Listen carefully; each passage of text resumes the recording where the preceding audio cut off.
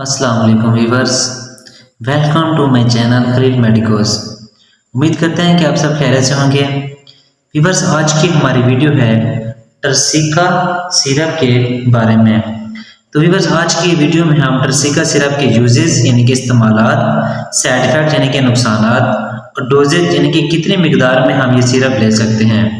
तो viewers, video की तरफ चलने से पहले अगर आप हमारे चैनल पर न्यू हैं तो हमारे चैनल को सब्सक्राइब करें और बेल आइकन के बटन को प्रेस कर दें ताकि हमारी हर आने वाली वीडियो का नोटिफिकेशन आपको आसानी से मिलता रहे।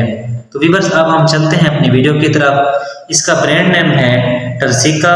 सामी कंपनी की प्रोडक्ट इसको तैयार करती है। अगर कीमत की बात की जाए तो 104 रुपीज़ में 60 ml के पैक में पाकिस्तान की मार्केट में अवेलेबल है। अगर बात की जाए इसकी कंपोजिशन की तो इसमें जो दवा शामिल है वो है डेक्स आइबोब्रूफेन। ये एक एनसेड्स ग्रुप की दवा है, यानी कि non steroidal anti inflammatory drugs, यानी कि इनका काम दर्द और सोजिश को ख़त्म करना होता है, लेकिन ये स्टीरॉयड नहीं होते। बात करते हैं इसके फ़वाद की तो ये बुखार में बहुत ही बड़ा इफेक्टिव सिरप है।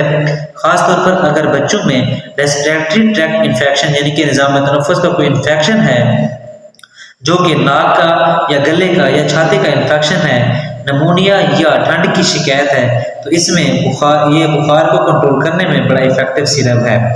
इसके अलावा अगर बच्चों के कान में दर्द होता है तो इसमें भी इसका सिरप इस्तेमाल कर सकते हैं। इसके अलावा अगर दांत में दर्द होता है तो बच्चों में इमरजेंसी में इस दर्द और सोजिश को कंट्रोल करने के लिए भी इसका सिरप का इस्तेमाल कर सकते हैं।